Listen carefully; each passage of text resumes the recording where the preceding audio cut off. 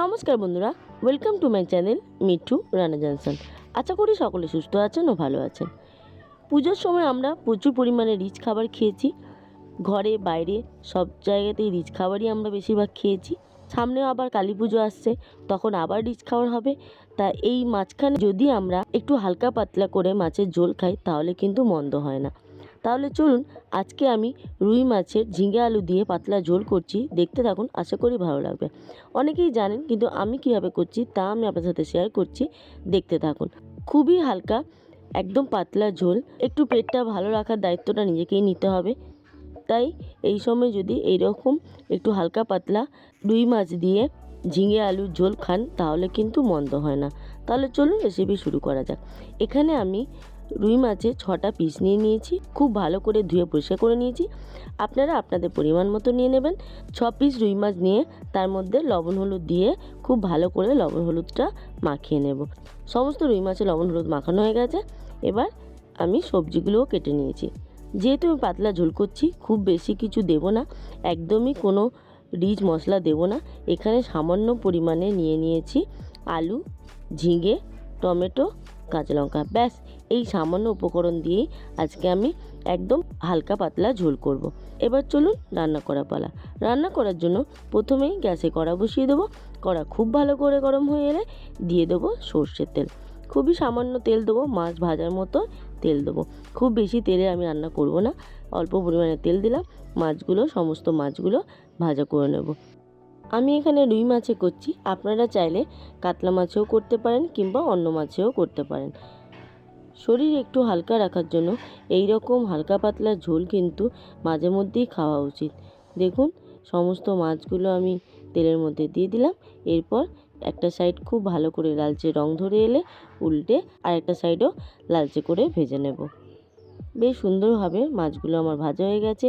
খুবই কম তেল মশলা দিয়ে কিন্তু আমি রান্নাটা করছি। যে কোনো দিন স্বাস্থ্যকর রেসিপি হিসাবে কিন্তু এই মাছের ঝোলটা আপনারা রাখতে পারেন। বয়স্কদের জন্য তো একটি দারুণ স্বাস্থ্যকর রেসিপি। তাছাড়া বাচ্চাদেরও কিন্তু এই রকমভাবে ঝিঙে দিয়ে পাতলা মাছের ঝোল করে দিতে পারেন। দেখুন, কথা বলতে বলতে মাছের দুটো পিঠ খুব ভালো করে ভাজা হয়ে গেছে। এখন সমস্ত মাছগুলো কড়া থেকে তুলে নেব। আমার সকল বন্ধুদের জানাই, ভিডিওটা ফুল ওয়াচ করবেন, তারপরেই একটা কমেন্ট করবেন। আর যদি আমার চ্যানেলে প্রথম হয়ে থাকেন তাহলে কিন্তু আমার চ্যানেলটা সাবস্ক্রাইব করতে ভুলবেন না। দেখুন, মাছগুলো বেশ সুন্দরভাবে কড়া করে ভাজা হয়ে গেছে। এবার মাছগুলো কড়া থেকে তুলে নিচ্ছি। সমস্ত মাছগুলো আমি কড়া থেকে তুলে নিলাম। এবার কড়ার ওই অবশিষ্ট তেলে দিয়ে দেবো সামান্য পরিমাণে কালো জিরে আর সামান্য পরিমাণে সাদা জিরে। ফোড়ন দিয়ে দেব আগে থেকে ধুয়ে পরিষ্কার করে লম্বা করে টুকরো করে কেটে রাখা সমস্ত আলুগুলো। আলু সেদ্ধ হতে একটু বেশি সময় লাগে, তাই আমি আলুগুলোই প্রথমে দিলাম। আপনারা চাইলে এখানে পেঁপেও ব্যবহার করতে পারেন। আলুর সাথে সামান্য পরিমাণে পেঁপে দিলেও কিন্তু মন্দ হয় না। তেলের মধ্যে আলু সামান্য পরিমাণে নাড়াচাড়া করে দিয়ে দেব সামান্য পরিমাণে লবণ দিয়ে আবারও সব কিছু একসাথে খুব ভালো করে মিশিয়ে নেব। লবণটা দিলে আলুটা খুব তাড়াতাড়ি সেদ্ধ হয়ে যাবে। ভালো করে সব কিছু একসাথে নাড়াচাড়া করে নিয়েছি। এবার ঢাকা দিয়ে রেখে দেবো মিনিট 2-3-এর জন্য। গ্যাস এই সময় লো টু মিডিয়াম ফ্লেমে রেখেছিলাম। মিনিট 2-3 বাদে ফিরে এলাম। দেখুন, আলু কিন্তু প্রায় 50% মতো সেদ্ধ হয়ে গেছে। খুব সুন্দর লালচে রং ধরে এসেছে। এই পর্যায়ে আর একটু নাড়াচাড়া করে দিয়ে দেব আগে থেকে কেটে রাখা ঝিঙেগুলো। আলুটা খানিকক্ষণ ভাজা হয়ে যাওয়ার পর, সেদ্ধ হয়ে যাওয়ার পরই কিন্তু ঝিঙে দিতে হবে, কারণ ঝিঙে থেকে অতিরিক্ত জল বেরোয়। তাই আগে আলুটা ভেজে নিতে হবে, তারপরেই ঝিঙে দিতে হবে। ঝিঙের সাথে আলু খুব ভালো করে নাড়াচাড়া করে নিলাম। তারপর দিয়ে দেবো সামান্য পরিমাণে হলুদ দিয়ে সব কিছু একসাথে খুব ভালো করে নাড়াচাড়া করে দেবো।